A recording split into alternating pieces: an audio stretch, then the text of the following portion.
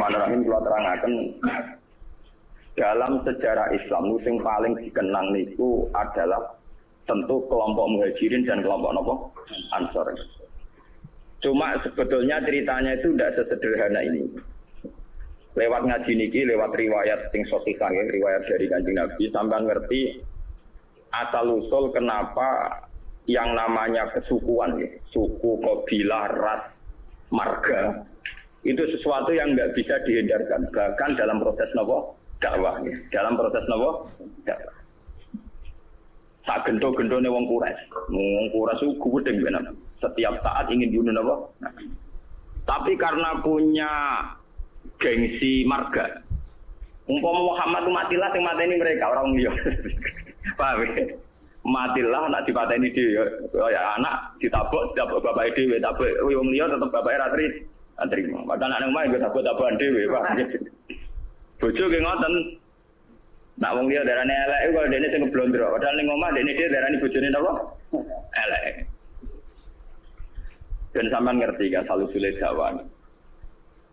Nabi niku di Mekah 13 tahun dan tiap tahun niku dakwah terutama di musim haji. Lalu kalau bolak-balik matur, rata-rata wong alim gak fanatik haji. Karena haji itu ibadah jahiliyatan wa Islam. Jadi dulu itu orang-orang Arab kumpul itu di musim haji sebelum Islam. Sebelum mereka Islam itu ya tawaf. Ya mereka kalau ayami Mina ya tunggu di Mina.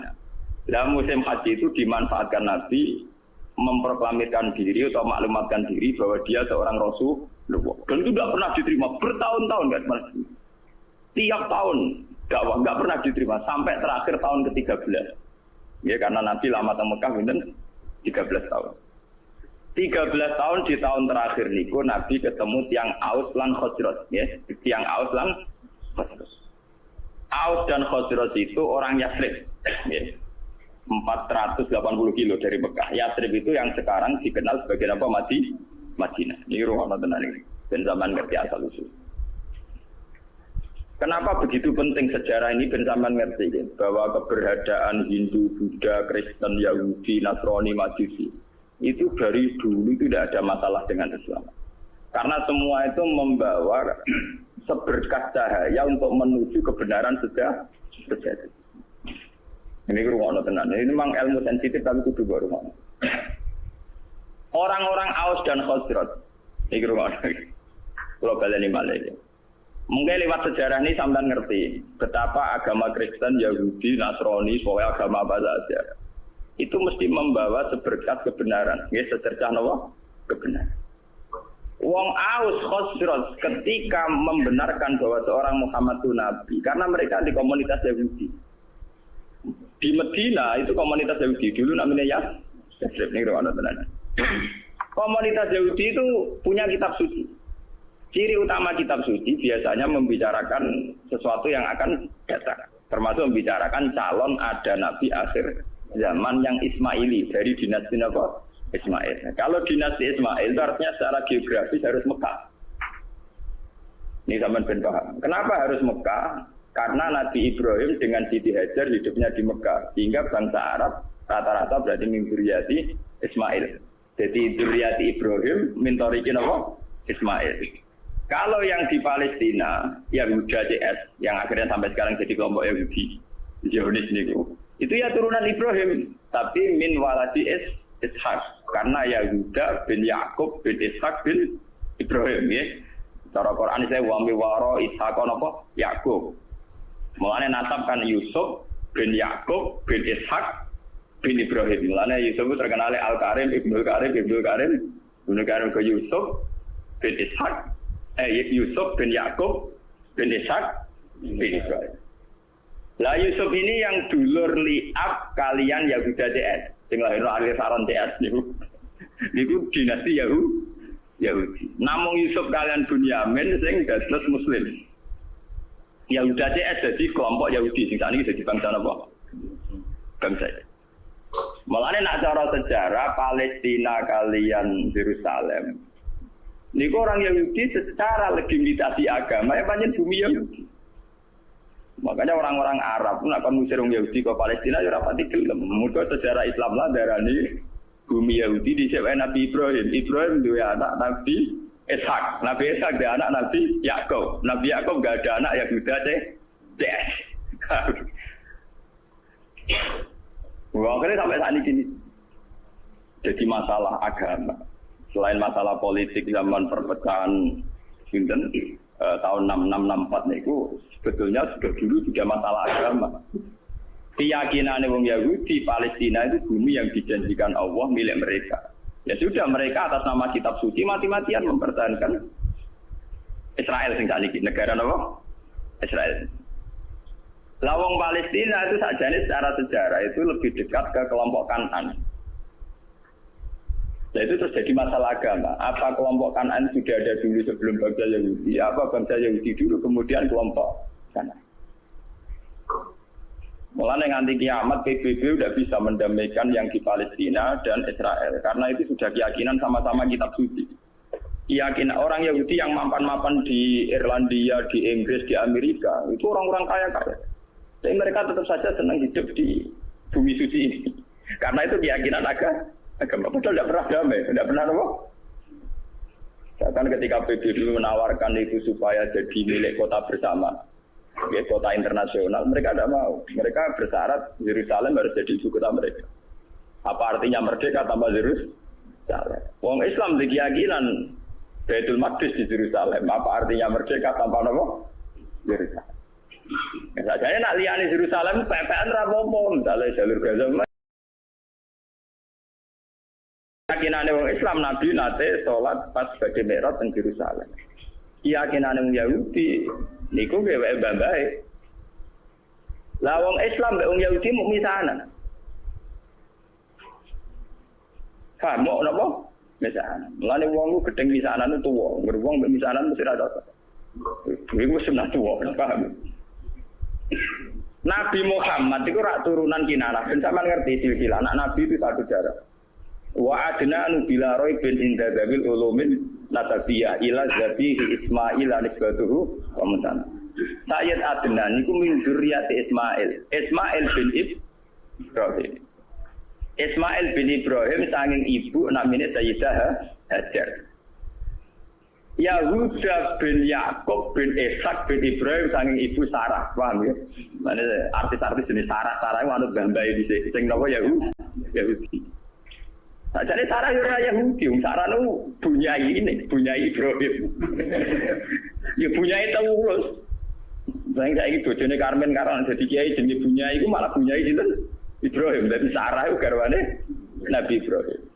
Ngelahirno Nabi Ishak, ngelahirno Nabi Yakub. Lapat Nabi Yakub itu ngelahirno jenis Yahuda. Sing kok anak turune jadi kelompok napa Yahudi. Termasuk ngelahirno Nabi Yusuf. Nabi Yusuf dah hidup di Palestina, dia melalang buana, tadkire didol, sampai dulur-dulure, jadi di Mesir, jadi raja apa?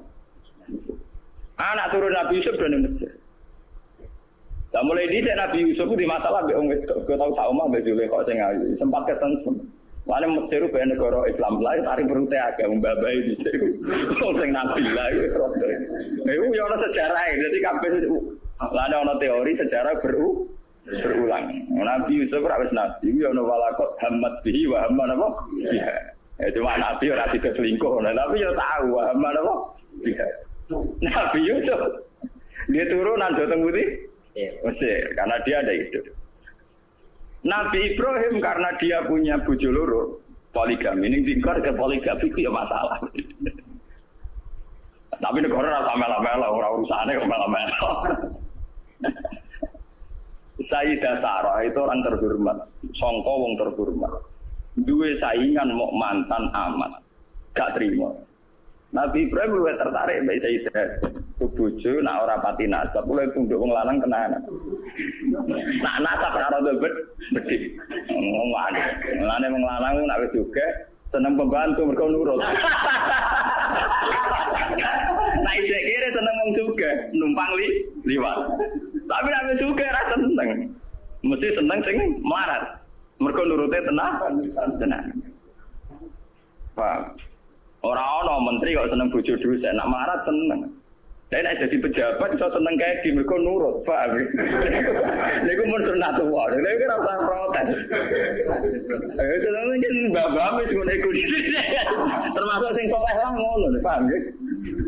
Sing saleh lah napa? Nabi Ibrahim wong saleh lho napa? Walhasil akhirnya Nabi Ibrahim sing sarah tetep teng Palestina supaya ra bentrok terus Sayyidah Hajar dipindah teng Mekah. Sudah dipindah secara naluri poligami lewat wahyu.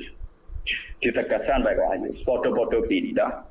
Kowe aja ning Ethiopia, aja ning Afrika, tapi pindah di Mekah. Itu menunjukkan bahwa agama itu selaras dengan fitrah manusia. Kalau menyelesaikan konflik, oke lah konflik harus diselesaikan. Tapi misalnya Ibrahim pindah ning Amazon, ning Afrika agak ada di sejarah. Pindah ke Tembudi Mekah. Nabi oleh mimpin bojo nganggo khas Nabi. Ning tinggal negara khas Nabi gak masuk akal. Mulane negara ono kiai kok prilakune masuk akal ora pati kiai. Nah, kiai itu juga sisi-sisi sing ora pati masuk akal. Bang kiai ono ilmune ning Jawa Timur, kiai iki wali. Wong sekarang marat dijalui dhuwit. Di umat marat dijalui dhuwit. Nah, sugih ora pati dijalui dhuwit. Kadang umat itu kok, ya sing marat malah dijalui dhuwit sugih boten. Kowe semarat, terang arah iso nyumbang masjid nyumbang langgar. Jadi kita jalur duit ben tau ngamal. Nah iku wong sugih setiap saat ngamal iso. Iya iku warak. Paham ya? Kita sing melarat timbang sesuke alasannya sederhana. Kowe wis melarat nang dadi wali wong donya mesere. Dadi nak melarat jaman medhit. Nang melarat nang dadi wali nang wis. Sing sugih ra wali lan kok donyane. Wis melarat rantokno. Lha tenan sampeyan tak critani Nabi Muhammad wis duwe sisi seni ngoten gitu. Wong roh kabeh nak Sayyidina Utsman Abu Bakar sugih-sugih wong. Padahal Utsman mantune Nabi Muhammad. Napa? Mantu tenan mboten tenan. Lha iku tahu Nabi ketamonan mboten saged hormat. Iku Nabi ana sahabat sing ngundang-undang masjid. Mulai dhisik anggere sing tekan masjid ya wong kere. Sahabat juga wis mulai anggere dalu ki napa? Mulai wong juga. Sing di masjid wong kere-kere. Lah Nabi dalah ditamu dalu-dalu. Berarti sing di masjid karek kelompok napa? Kere. Mulai soal sejarah berulang. Orang nang juga kuat itikaf. Oh iki ilmu kuno. Nah, akhirnya Nabi nggih pengumuman. Sopo ya di antara kalian sing iso hormat tamuku. Jadi sing kere-kere ya ono kere enggak kula ya Rasulullah. Akhirnya boleh. Dek ke dia opo. Ya ora cukup ora kere dia opo. Ora, wah payah kita wis nyanggupi tamune Nabi wis tak hormat ning kene. Wis gampang, anak turokno kok jate anak juga tamu ya kere enggak. Artinya Nabi itu sendiri, andai kan Nabi itu rasional, nggak kan apa? Yang para anak Utsman jalan duit gue hormat. Oh, ya sing kiri iki tinggi. Ben kiri tetap duwe ngamal, paham ya? Paham, untuk PP kiri itu gak duwe apa? Ngamal. Paham, jadi Nabi itu sendiri, boten kayak gitu. Mulai meriang akhirnya. Tidak ada apa-apa kecuali persediaan untuk anak. Ya sudah, anak turokno wae tidurno wae. Seorang anak itu turunnya udah cilik, saya kena 3 kali diturunnya kena. Tapi mau sak porsi pak, ya gampang kalau lampunya dipateni. Seorang tahun itu hormat, lampu dipateni, ya gelondangan bareng, tawangannya di orang tengah anjani. Barang gelondangan bareng, sana kanjani, tamunya suara. Karena dulu setiap tamu itu pasti kelaparan. Maka sampai yang namanya hormat tamu itu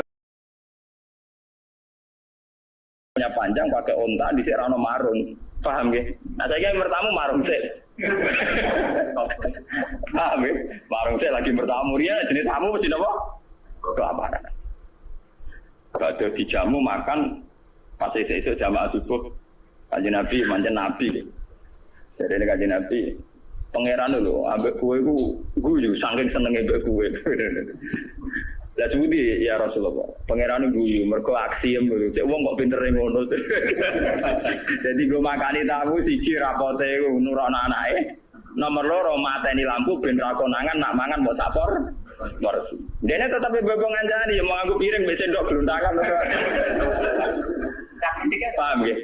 Tapi ada tingkat nilai seninya Nabi yaiku wong melarat dilatih ngamal iki perlu dicatat santri-santri sing melarat. Lah iku nabi, wali, kiai iku mestine duwe perilaku sing kudu rapati masuk akal.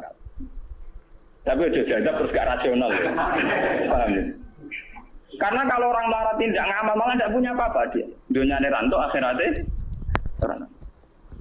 Jawal hasil akhirnya Nabi Ibrahim itu pindah dengan Siti Hajar di Mekah. Itu yang terkenal disebut inni askantu min dzurriyyati biwadin ghairi dzi zar'in inda baitikal muharram.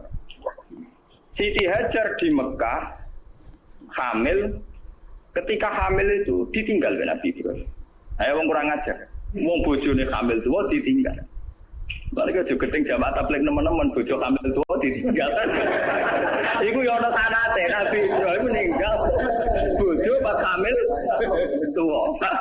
Iku mulane kok ana angger kiai Nabi mesti duwe sisi sing gak masuk. Wong bojo hamil tuwa malah ditinggal. Ditinggal ning gone biwadin ghairi dzar en inda baitikal muharram ning daerah sing tan. Tapi macam ngetes tawakal. Nak tawakal ning daerah makmur ora pati krasa. Tawakal tenan nak ning gone padang napa? Pas. Akhirnya Pak ditinggal mau ngoten Rabbi inni askantu min dzurriyyati biwadin ghairi dzar en inda baitikal muharram. Rabbana liyuqimu sholata al-afidatam napa? Minan. Walhasil Nabi Ibrahim akhirnya kembali ke Palestina. Ya, kembali ke Palestina. Kembali ke Palestina saatnya Sayyidah Hajar melahirkan. Ini yang terkenal dan sejarah ketika Sayyidah Hajar badhe nglahirno ora ana bojone, ora ana bane. Melayu ngalor ngidul, bolak-balik ora ana bane. Lah mlayu ning ngalor ngidul dikenang dadi sa'i bena sofa napa? Wal marga. Pas mlayu ngalor ngidul sampai 7 kali tidak dapat air, terus tungkae Sayyid Ismail pas kecet-kecet niku malah ngetono air sing dikenang jadi air napa jam-jam. Dia di kamar atau nggih cara sakniki kados ruangan yang di dekat Ka'bah sampai saiki dikenal Hijr Ismail. Bareng wis rada gede Nabi Ibrahim tenang ae teko meneh jadi pas hamil tua ditinggal gede teko damai. Jadi lari kayak segiting teman-teman orang kamel tua bojone ditinggal ben yo ono asal niru Ibrahim lho ora pergo wedi biaya itu.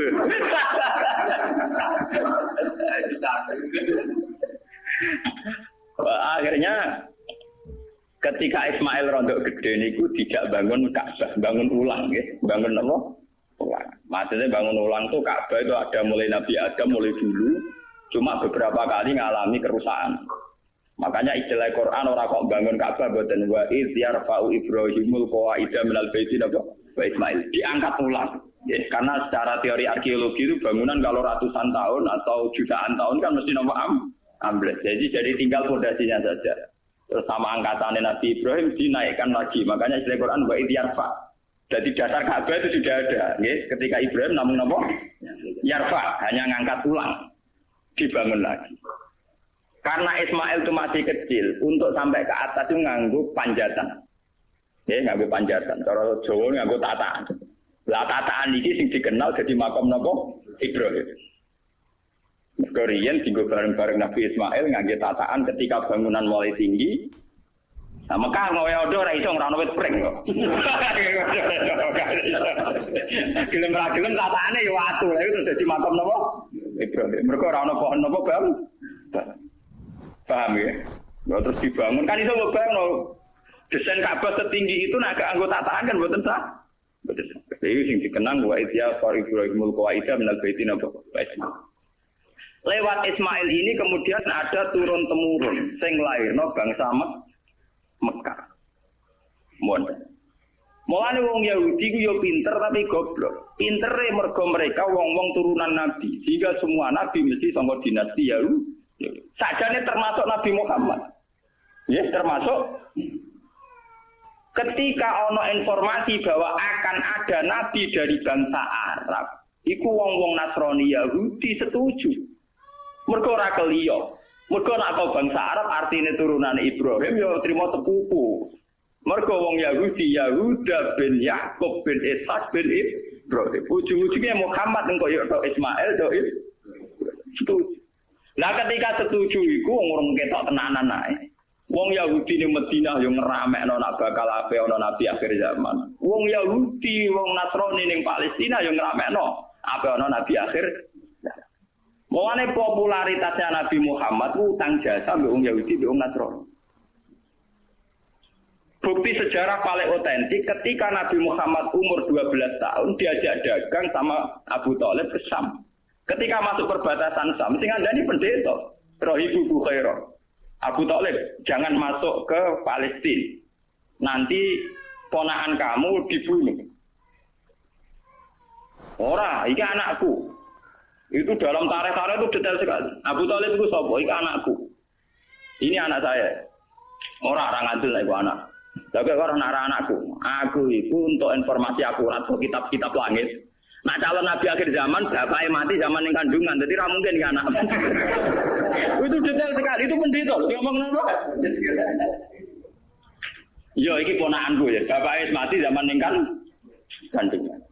Terus didalak wabena katifaihi khotamun nubuwah. Ning gone sini bagian sini katifaihi cara bahasa Arab napa. Niki wonten khotamin nubuwah. Akhirnya ya sudah kamu pulang saja Abu Thalib. Pasti anak ini nanti dibunuh kalau ketemu orang Yahudi. Dibawa pulang. Itu Nabi seumur 12. Ketika Nabi umur 21 tahun, 21 tahun, pokoknya masa-masa gagah-gagah ganteng-gantengnya. Ini ku dagangan dua mitra kalian Khadijah. Kalian sinten? Khadijah itu perempuan saudagar kaya. Ini rumah nonton. Dan zaman ngerti bahwa semua agama itu punya informasi yang sama. Khadijah mulai iman. Mulai dari pakar-pakar tarikh. Salah besar kalau dikatakan awaluman amanah Abu Bakar itu tidak mungkin. Podo-podo awaluman amanah ya Ibu Bukhairah. Bergorolah tahun wis ngerti, nah itu calon Nabi. Ditambah Khadijah. Khadijah ketika ngerti Nabi Muhammad itu orang yang luar biasa, ngongkon pembantu di sini Mesaro. Mesaro jeneng lanang gitu. Orang Arab Mesaro jeneng apa? Lanang. Ketika melaku-melaku ternyata roh alamat nubuwah.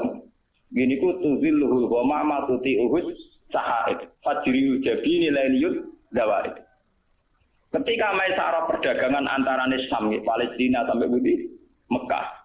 Piye ini perjalanan Muhammad? Wajane niku aneh. Ngomong kepanasan dekne dikawal kalian apa? Mendung. Terus nak nunggu tenggene wit arah napa jenenge iyu-iyupane iku anut arahe sinten Muhammad. Terus dari Khadijah ora salah meneh calon Nabi akhir zaman juga ikut. Mergo ciri utamane min waladi Ismail. Lah waladi Ismail Muhammad ganteng. Mulai dhisik ciri utama Nabi itu ganteng. Dadi umpama elek kriting pese ya wong ra ngandel. Mergo sakake umat ra iso gaya, paham ya? Kulo nu sering ditakoki, Gus apa pangeran diskriminatif? Ora diskriminatif. Daripada di Nabi elek, sing tersinggung umatnya jutaan. Nah di Nabi ganteng rak gagah. Misalnya ke di Nabi elek puasa kriting, ya iso wae wong elek dadi umum ya iso wae. Tapi nek dadi pemimpin sakake dipimpin. Wong Indonesia sing ganteng ya sah dadi presiden. Misalnya pertemuan KTT presiden dhewe ndak elek kriting pecek wah. Darane kok bantu. Mulai di apa itu punya sunah gitu. Rata-rata pemimpin sebuah negara itu yang paling ganteng. Bukan karena Allah diskriminatif, tentu masyarakat lebih terhormat nek dipimpin wong ganteng timbang dipimpin wong napa? Wong napa? Elek. Paham ya? Jadi wong elek cukup dadi wong saleh mesti ora usah mimpin. Nyinggung wong akeh, paham ya? Nyinggung wong apa? Misalnya presiden Indonesia kruite elek ndek puasa, pintere ra karuan lah wong mbok pinter ngono urusan sekrop bae ora usah presiden. Iku sunat wong, ganteng Nabi Muhammad. Akhirnya tambah endul yakin lah ikut Nabi akhir. Akhirnya dilamar oleh Khadijah. Ini kok nonton ada sambung saja. Dilamar dari Khadijah kan nikah umur 20 tahun. Paham ya? Dienteni nganti 40 tahun, 50 tahun. Khadijah sempat mamam. Tak rewangi rabi, rapati dagang, jebule kok ranang dadi nabi. Sempat mamam Khadijah. Walhasil suatu saat ini pencaman ngerti. Pas Nabi umur 40 tahun dapat wahyu dari dua qira. Pertama yang diberitahu tentu Khadijah. Nabi mengira bahwa yang datang itu malakul maut, malaikat nawa. Nabi berdok wedi, nganti runtusan. Keluar keringat wedi. Sampai ngendikan Khadijah zamiluni. Aku kemuliaan aku wedi. Tapi Khadijah malah suwono kok. Yaiku sing tak enten-enteni bojoku mulai dhisik nganti saiki. Ngenteni 15 tahun lagi roh buktine nak bojone calon. Yaiku sing diarani malaikat kaya sing teko ning Nabi Musa. Mesti rujukane hadan namus alladzi ja'a bi Musa. Karena yang paling tahu tentang Nabinya Muhammad itu kaitannya Musa atau Isa. Waraqah bin Naufal. Teng kitab-kitab Bukhari diterangno Waraqah bin Naufal itu penginjil. Dia pembelajar Injil terbaik, penulis Injil terbaik. Yaitu menyalin Injil dari bahasa Ibrani ke bahasa Arab. Ketika Khadijah labor, Yabna Ami, ini suami saya ngalami begini-begini. Langsung Waraqah support. Ya wis wayahe nabi akhir zaman turun, yaiku kowe, Mas. Sayang aku wis tuwa, jarene Waraqah, sayang aku wis pas kowe diusir sebenarnya aku wis tuwa. Nabi wong ngrasa ora onde masalah apa-apa. Awamu khiji ya, masa jengben kalau diusir.